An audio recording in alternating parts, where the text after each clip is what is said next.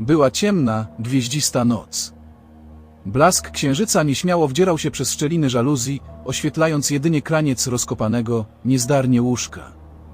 Skromny stolik znajdujący się obok dźwigał nie tylko nocną lampkę, ale także mały, elektryczny budzik wskazujący godzinę 3. W łóżku leżał mężczyzna w średnim wieku.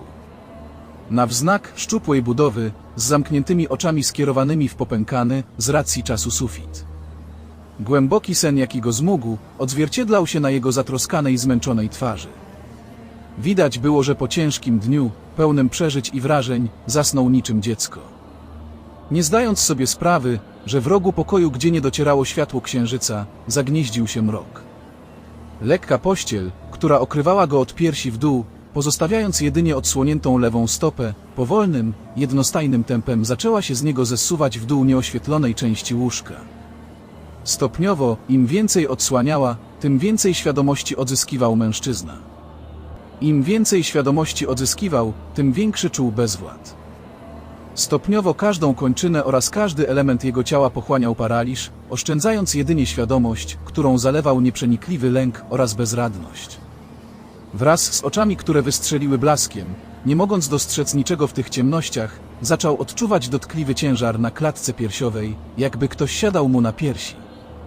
To powodowało dyskomfort, uczucie duszności i napływ krwi do mózgu. Jakby jakaś niewidzialna siła wiła pętlę na jego szyi i zaciskała ją coraz bardziej, adekwatnie do postępującej bezradności i potęgowanego strachu. W tym momencie z kącika nosa można było dostrzec pierwsze krople krwi, formujące się w strumień, delikatnie spływające w bok na wargę i szukające ujścia w kąciku ust. I jakby nigdy nic, wszystko ustało. Oddech zaczął się wyrównywać, a w kończynach dostrzec można było kontrolowany ruch.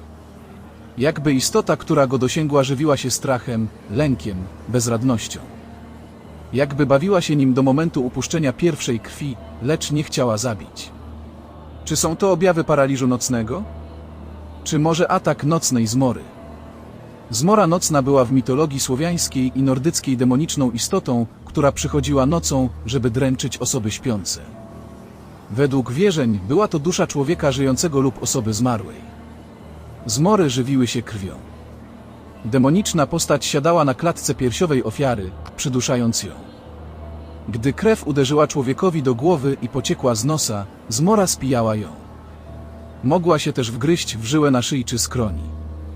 Czasem używała długiego języka, by wyssać krew z ust osoby śpiącej. Ryzyko przeistoczenia się w zmorę było duże, gdy było się 7. córką danego małżeństwa, miało różnokolorowe oczy lub zrośniętą brew. Choć zmora również wypijała z człowieka krew, nie wyglądała jak wampir czy strzyga.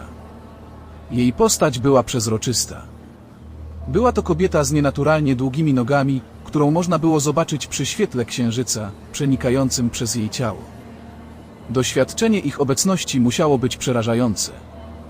Człowiek, którego nawiedziła zmora, następnego dnia budził się niewyspany, zmęczony i pozbawiony sił do życia. Na klatce piersiowej mógł też mieć ślady po pazurach.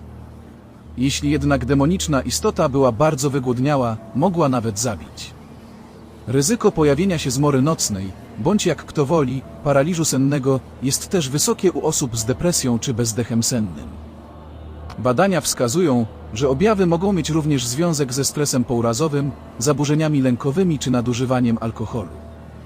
Więc jeżeli doświadczyłeś kiedykolwiek takiego stanu, zastanów się, czy powinieneś udać się do lekarza, by stłumić te objawy, czy może stoi za tym nocna zmora, a ty nie jesteś pacjentem, tylko ofiarą demonicznej istoty, która cię tak szybko nie zostawi.